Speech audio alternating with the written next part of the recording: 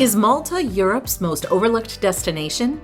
We had a month here to find out, and this tiny country surprised us in ways we didn't expect. From the ancient Hypogeum to Caravaggio's only signed masterpiece, to colorful balconies and an unexpected traditional procession, Malta is full of contrasts. Today, we'll take you through its layers, offer practical tips, mobility ratings, and share what everything cost.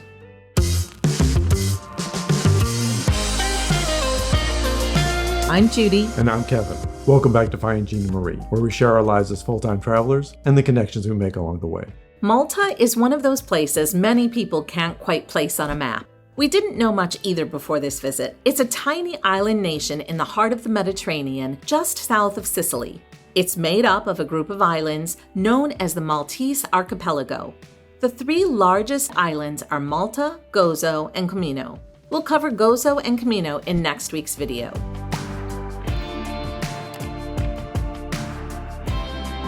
The country has two official languages, Maltese and English. Fortunately, everyone we met spoke English, which made communication easy.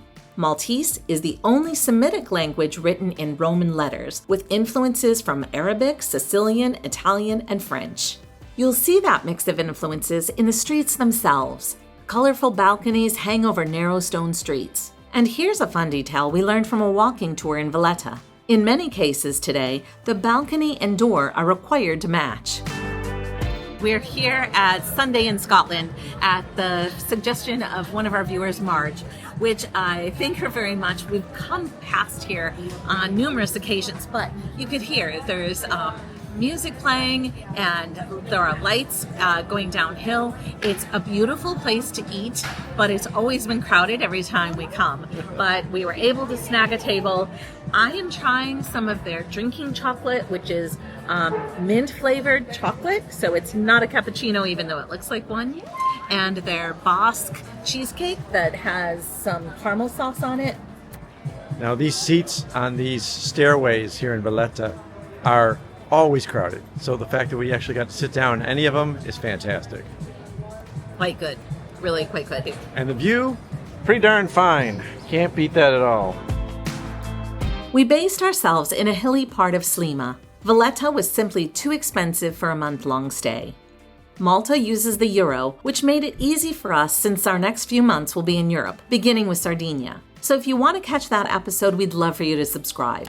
Sliema gets a mobility rating of 3. The sidewalks are very narrow, and getting to and from the harbor can involve steep walks. The views of Valletta from the harbor were spectacular. There are tons of places to eat along the strand, but you pay for those views. Food was delicious and the ambience was first rate, so it was worth it to us. It had the feel of the relaxing moments we enjoy so much when we're in Europe. But the walk back uphill gave us a workout.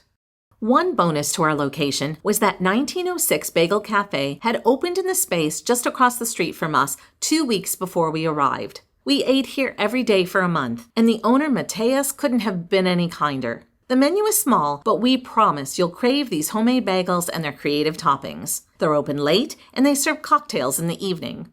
We were delighted to meet Amelia and JP while they were here enjoying Malta too. Check out their channel if you don't already follow them. And we even met up for a meal with 2 of our gelato members, James and Fatima. Valletta is Malta's capital city, and it's one of the most beautiful small capitals in Europe. It's a place you can easily reach from Sliema by ferry or by using the Bolt app. Both Bolt and Uber operate here, but Bolt tends to pay its drivers more, so you'll have better luck getting a ride with them. Just know that the city is built on hills with plenty of stairs, so it isn't the easiest spot for everyone to navigate. Some of these streets are so steep they have these little small steps, and I kind of like them better. Gives you a little mini break between each step of your foot instead of always being on a downward or upward hill. If you have no mobility issues, it'll be fine, but otherwise we give it a 3 out of 5. One place you won't want to miss is St. John's Co-Cathedral. We know that it's easy to get burned out on churches, but the ornate Baroque interior of St. John's will take your breath away.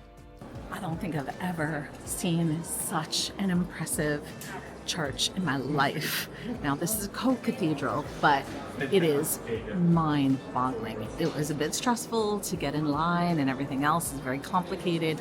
You need to be in the far right lane if you bought tickets online, and the middle lane if you are buying them inside. And then the far left lane is for if you're on a tour, which we're not.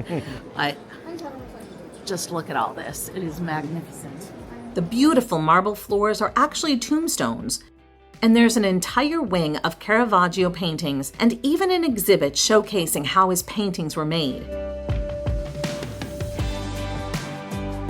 We're big fans of Caravaggio's works, and seeing the beheading of St. John the Baptist was a highlight of our trip. We would have come for his paintings regardless, but knowing that this particular work is the only one he's signed makes it a truly special experience. One tip: even if you buy tickets online, expect to stand in line, especially mid-morning or mid-afternoon. The online ticket doesn't skip the line for entry, but it does save you from paying at the door. We found that arriving right at opening or later in the afternoon can help you avoid the worst crowds. One of the most restorative spots we discovered was in Upper Baracca Gardens. There's a saluting battery where cannons are fired as a ceremonial tradition every day at noon and 4 p.m. We're waiting on the noon cannons go off. There it goes. Oh, wow. Nice smoke cloud from it. And apparently the war siren's supposed to go off after it. But we're not at war. Well, we're not at war. We're confirming that with our tour guide. Oh, there it is. Okay. The sound that you're hearing, that's from the War Museum. And there's a beautiful terrace overlooking the Grand Harbor, which is a perfect photo spot. The gardens also have a neoclassical monument that looks like a Greek temple. Of all Malta's ancient sites, the Hypogeum may be the most mysterious. What's a hypogeum? We didn't know either. It's a Greek word for underground chamber. This 6,000-year-old temple with 3 underground levels is older than Stonehenge and the pyramids. It's a place of burial, ritual, and echoing chambers carved deep into the rock. So this only really took an hour, so 15 minutes to watch a couple of videos to describe what you're going to see, and then we go inside and you get to see everything. Definitely worth doing. I feel like this is a hidden gem, and I wouldn't have known about it otherwise. No, never heard of it before, never thought of anything being 5,000 years old or more in Malta. So, yeah, brilliant. Even though you can take photos or film, I still think that it's definitely worth capturing. There's something our daughter says is sometimes it's just for the eyes, and I think this is one of those situations. For the brain too, though. We learned a lot in that short period of time. The site has steep stairs, uneven surfaces, and limited accessibility. It only gets a 1 out of 5 from us. We're really grateful for one of our viewers who recommended that we come and check out this Hypogeum. We had to book tickets well in advance. In fact, it is April 10th, and they aren't accepting any more reservations until June 10th, so that's quite a ways away. If you want to see the 5,000-year-old sleeping lady figurine, you'll need to visit the National Museum of Archaeology in Valletta. Don't make the mistake we did. We visited the Archaeology Museum in Gozo, which has its own artifacts, but not the sleeping lady. Now you know, so you can plan accordingly. I had the most amazing hairdresser here. In fact, even my daughter went to her, and I would highly recommend Denise from CHROMATIQUE. She was a wealth of information, and when she learned our visit overlapped with Holy Week, she suggested we catch the Good Friday procession. In Valletta, thousands of people lined the buildings to watch as the solemn procession moved throughout the city, accompanied by participants dressed as Roman soldiers and biblical figures. We'd love to know, is Malta on your travel wish list? And did you know much about it before this video? Let us know in the comments. And beyond Valletta, we also visited Mdina and Rabat. Malta's history has been shaped by conquest. Almost every major power in the Mediterranean has claimed these islands at some point. From Phoenicians to Romans, Arabs to the Knights of St. John, and finally the British, each has left its mark. Mdina is a beautiful medieval walled city, also known as the Silent City, and was the former capital of Malta. There are charming, narrow, winding streets that make it extremely photogenic. It's no surprise that it has been a filming location for Game of Thrones. Specifically, the Mdina Gate was used as the main gate for King's Landing, as well as other sites in Malta. In fact, many other major films and series have been made in Malta, including Gladiator and Troy. And if you're an actor, Malta would love to have you here. There was an overwhelming demand for them. Some parts of Malta forts are only accessible if you're cast as an actor or extra. Rabat is just a short walk from Mdina. It feels more local and lived in, but it's still worth seeing. We didn't catch them ourselves, but there are some of the historic catacombs beneath the streets. We took a tour that visited both of these cities, and we had a great experience. We'll share a link in the comments.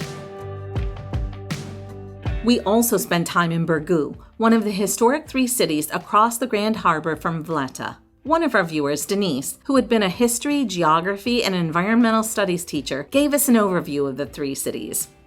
Birgu is full of winding streets, a beautiful waterfront, and Fort St. Angelo, one of the most important sites during the Great Siege of Malta between the Ottoman Empire and the Knights of St. John.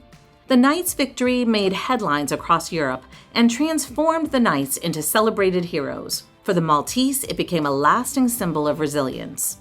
Before we talk about costs, if you're curious about visiting, rest assured that Malta felt very safe to us. April was more chilly than we expected, but you'll want to avoid summers here, which can be intensely hot. There's also a lot of construction happening on the main island as the country modernizes and grows.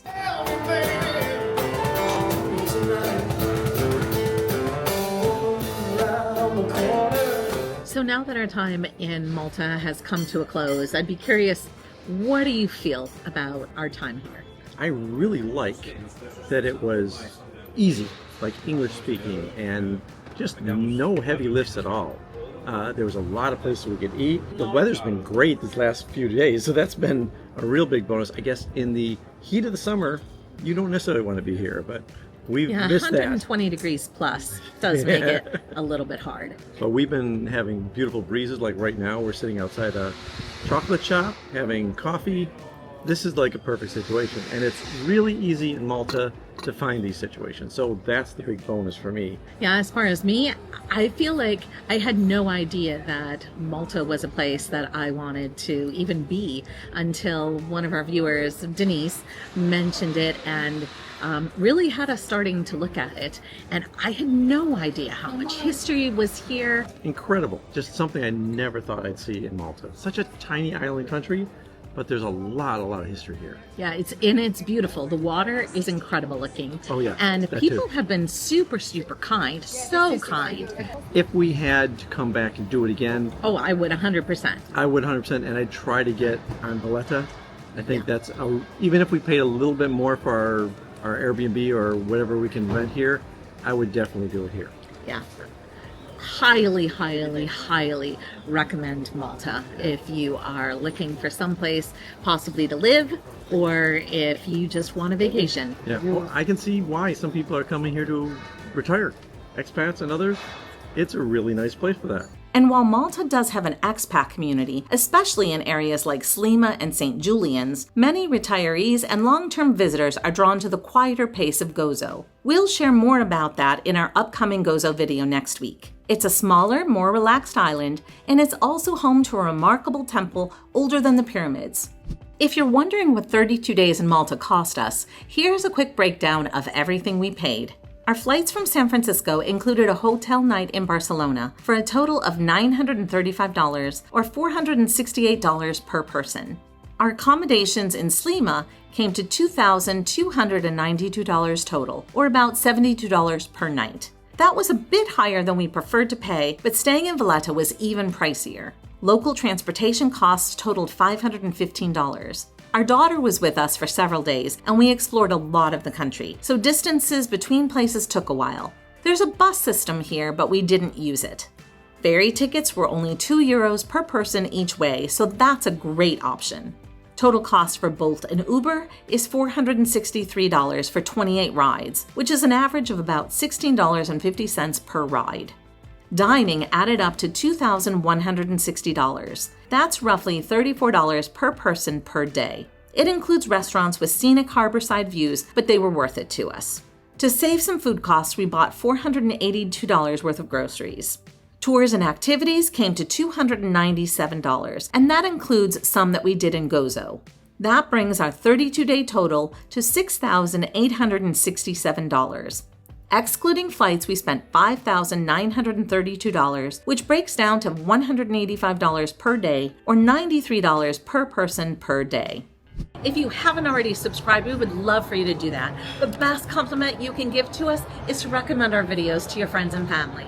Check out findingginamarie.com where you get downloads, articles, and you can look at our gelato memberships. Until next time. Until next time.